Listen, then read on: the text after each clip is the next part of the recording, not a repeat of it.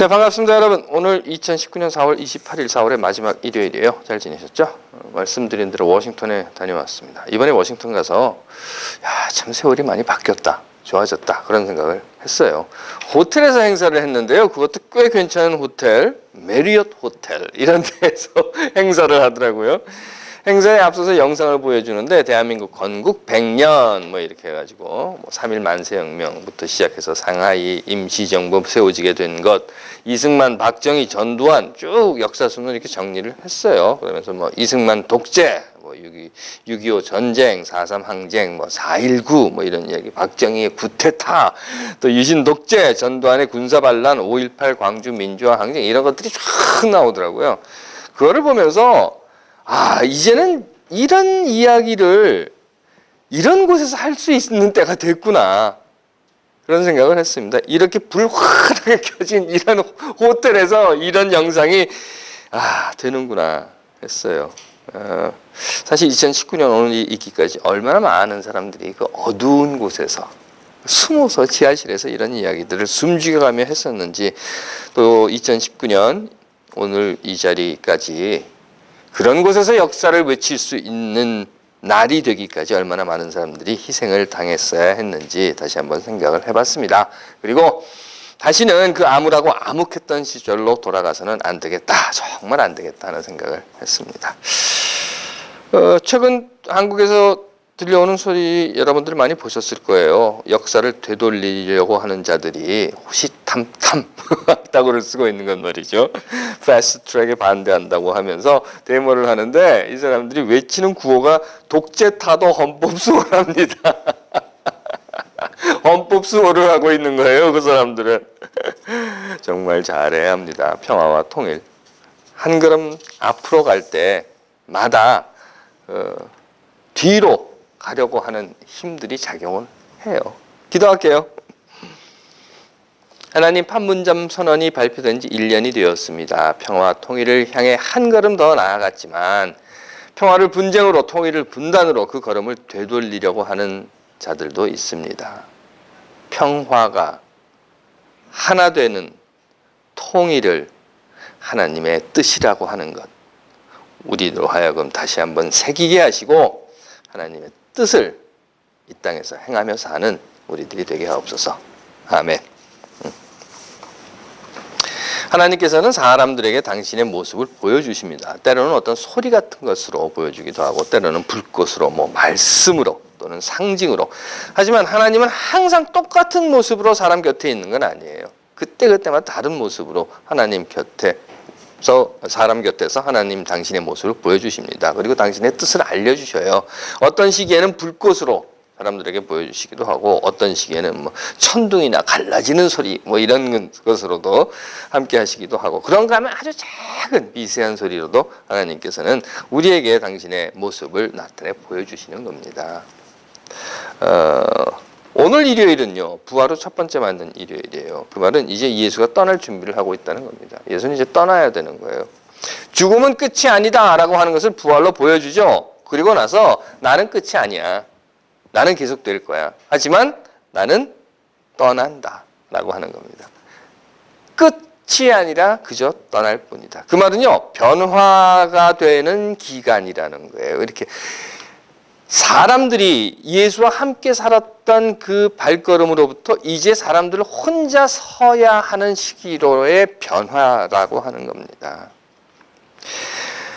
사람의 모습으로 우리에게 보여주신 하나님, 가장 하나님의 뜻이 무엇인가를 잘 나타내 보이는 삶을 우리 눈에 보여주신 예수의 모습. 눈으로 보여지고 손으로 만져졌고, 또 같이 걷기도 하고, 같이 앉아서 먹고 마시기도 하고, 노래도 부르고 춤도 췄고, 같이 울고 울었던 그 눈앞에 있었던, 만져졌던, 귀로 들려졌던 그 믿음의 대상인 예수로부터 이제는 눈에 보이지 않는, 손으로 만져지지도 않고 귀로 들리지도 않는 그런 믿음의 모습, 그 믿음의 대상을 우리가 가져야 한다라고 하는 것으로 변화되어 가는 그 시기라는 겁니다. 간단히 말씀드리면요, 따라가야 할 믿음의 그 모델이 바뀌어 가고 있는 과정이라는 거죠. 제자들이 예수 이후 믿음의 모델이 바뀌어가는 과정을 겪었던 것은요, 사실은 구약 시대에서 이미 이스라엘 백성들이 가나안 땅을 향해서 건너간 요단강의 모습 속에 나타나 있습니다. 그건 이런 거예요. 이스라엘 백성들은요, 이 히브리 민족들은 그저 따라만 가면 돼라고 생각을 했었어요. 그 따라가는 대상이 누구였는가? 모세였다고 하는 것이죠. 앞에서부터 다시 한번 볼까요? 이런 거예요. 이스라엘 민족의 조상이라고 하는 아브라함. 그리고 하나님이 아브라함에게 내가 너에게 땅을 줄 거야 해서 약속의 땅이라고 하는 곳으로 갑니다. 가나안인데. 가기는 갔는데 가보니까 거기에 다른 민족들이 이미 살고 있어요. 그리고 아브라함의 부족은 조금 해요. 저 사람들과 싸우면 우린 다 죽겠다 싶어서 거기를 들어가지를 못하고 딴 데로 빙글빙글 돌면서 떠돌이 생활을 하게 됩니다. 아들 이삭을 낳고 또 이삭도 죽고 이삭은 또 야곱을 낳고 또 야곱은 12아들을 낳고 뭐 이렇게 돼요. 그 중에 하나인 요셉도 있고 그 요셉이 잘난 척하는 꼴을 그 형제들이 보기가 정말 역겨워서 그걸 팔아버리고 어찌어찌해서 뭐 이집트로 가고 이집트에서 그 총리가 되고 그러다 보니까 이 사람들이 다 같이 아유 우리 아들이 우리 형제가 아유 우리 누가 뭐 거기 총리야 그래가지고 쭉 다 따라서 그리로 이주를 하게 됩니다. 왜 미국으로 이주할 때도 그러잖아요. 그래서 아버지가 오면 그 아들도 데리고 오고 삼촌도 데리고 오고 이러는 것처럼 요셉도 마찬가지로 그 식구들을 다 데리고 들어갑니다. 요셉이 살아 있을 때는 그래도 야 저 총리네 집안이야. 그래서 어떤 이유로라도 대우를 받았지만 요셉도 죽고 요셉이 총리였다는 걸 아는 사람도 죽고 이렇게 되면서 노예 신세로 전락을 하게 되고 말죠. 그 와중에 모세라는 아이가 태어나게 되고 뭐 이런 이야기들입니다. 이집트를 탈출하게 돼요. 모세로 인해서.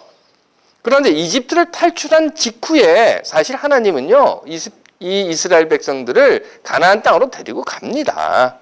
가나안 땅에 딱 데리고 갔어요. 그리고 거기에서 12지파 중에서 한 사람씩 대표를 뽑아가서 너 가봐. 그리고 가나안 땅에 먼저 정탐을 보냅니다. 정탐을 갔던 사람들이 가보니까 거기 사람들이 등치가 이렇게 크고 뭐가 어쩌고 저쩌고 말이 많아요. 그러면서 이렇게 이야기를 해요. 아이고 우린 못해요. 우린 저 땅에 들어가면 다 맞아 죽을 거예요. 하고 결국 하나님께서는요. 그 엉엉 울고 통곡하며 이젠 우리 다 죽었다. 저기 가면 우리 다 맞아 죽는다. 라고 외치고 있는 이스라엘 그 백성들에게 당신이 만들어놨던 계획을 다 취소. 이렇게 해버립니다. 그래서 다 취소시켜버려요. 바로 가나안 땅에 들어가기로 했던 그 계획을 취소시켜버리고 광야에서 40년 동안 빙글빙글 돌게 합니다. 광야 40년이라고 하는 판결을 내려주시는 거죠. 땅. 이제 광야 40년 동안 고생해봐. 이렇게. 그 광야 40년이라고 하는 고난의 기간이 지난 후에 이들이 다시 요단강 앞에 서요. 40년 전에 자기들의 선조들이 자기들의 앞대에 있었던 사람들이 요단강에 서서 아이고 들어가면 죽어요라고 했던 바로 그 자리에 다시 이제 섭니다. 요단강이라고 하는 것은 갈릴리 호수에서부터 이렇게 물이 내려오는 곳이라고 해요. 그래서 사해까지 가고 그것은 이렇게 그 가나안 땅과 광야를 가르는 경계라고 합니다. 단순하게 이건 지리적인 경계뿐만 아니라 광야라고 하는 생활이 끝나고 이제 약속의 땅 가나안의 생활이 시작된다라고 하는 또한 삶의 경계이기도 하고 역사의 경계이기도 합니다. 저 땅을 갈 거야. 이 강만 건너면 돼.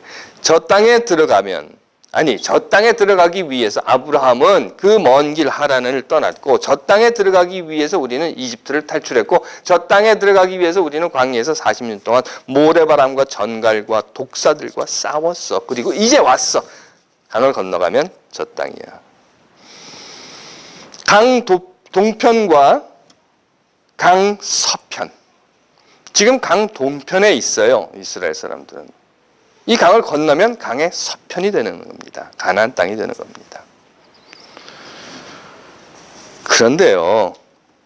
그들은 과연 그 강을 건넌 후에 어떤 모습으로 살았을까 하는 겁니다. 한번 볼까요? 그러면 그 이전에 어땠는가? 강을 건너기 전에 이들은요. 모르는 것에 대해서 두려워했던 사람입니다.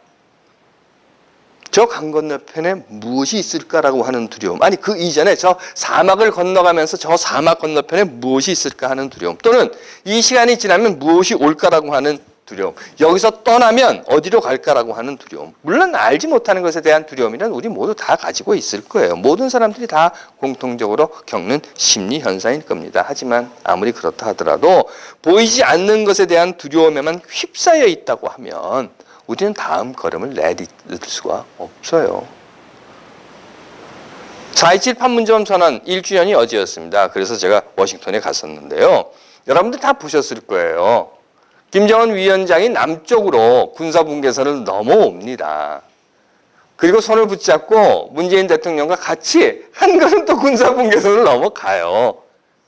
군사분계선을 넘어오는 것에 대한 두려움, 다시 군사분계선을 둘이 손붙잡고 넘어가는 것에 대한 두려움에 그냥 묶여 있었더라고 하면 그런 일은 결코 일어나지 못했을 겁니다.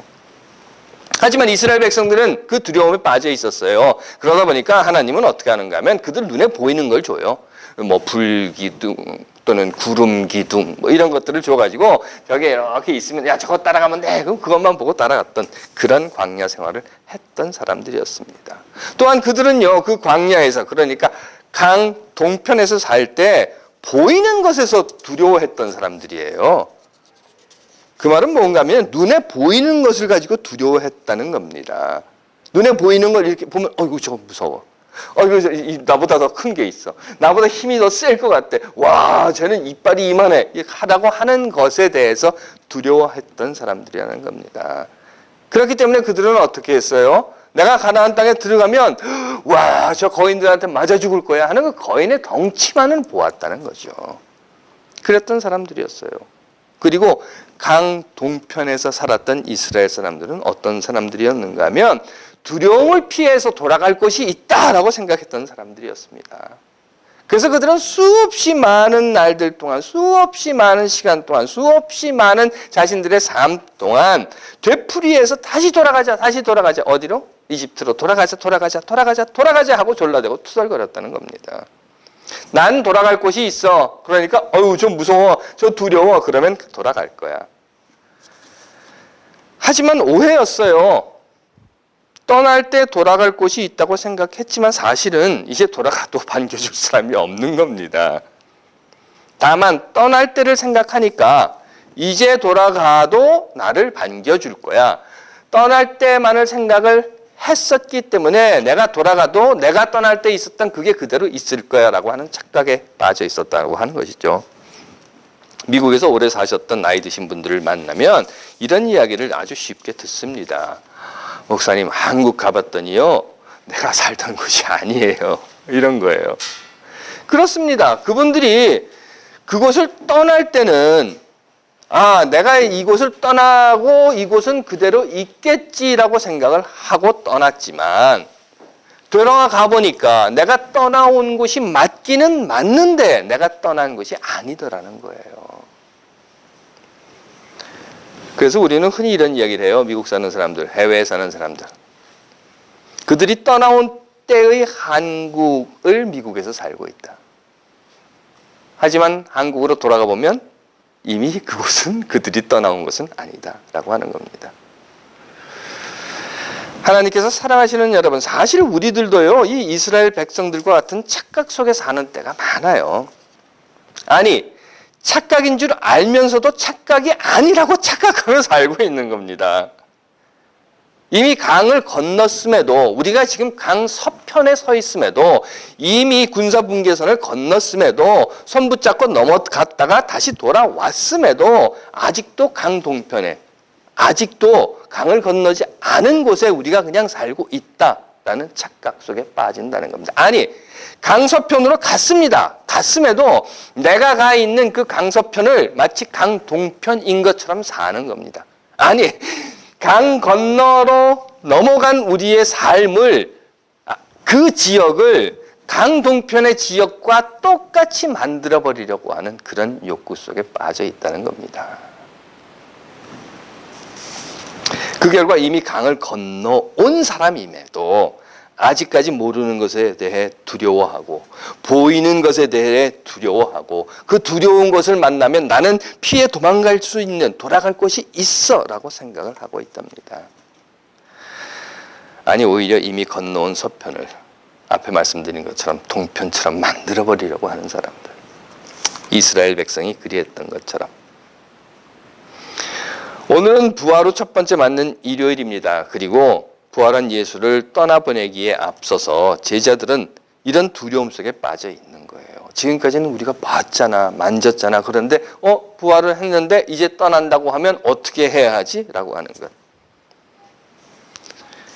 이 트랜지션 피리어드의 예수는 제자들에게 이렇게 말해요. 이제는 내가 떠나야 할 때다. 이제는 내가 떠나야 할 때이며 또한 너희들이 나를 떠나보내야 할 때다. 이제는 더 이상 모르는 것에 대해 두려워하지 마라. 왜? 너희는 믿는 바 확신이라고 하는 게 있잖아. 너희는 분명히 믿는 것이 있잖아. 그 믿는 것이 없으면 믿는 것을 가져. 그 확신을 가져야 돼. 그게 없으면 너희는 늘 모르는 것에 대해서 두려워서 한 발자국도 앞으로 나가지 못해.